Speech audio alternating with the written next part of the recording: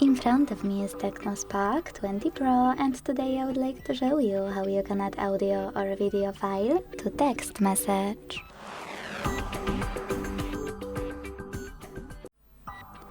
Begin by launching Messages app and selecting or creating a chat. Now click on this icon of a plus at the bottom left corner, and by tapping on video here, tap on any video you wish to attach. If you want to record it and then add it, click on camera, select video, record it,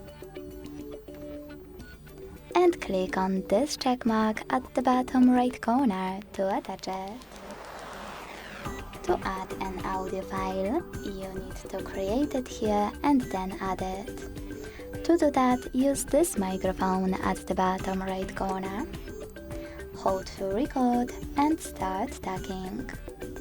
When you're finished, just let go.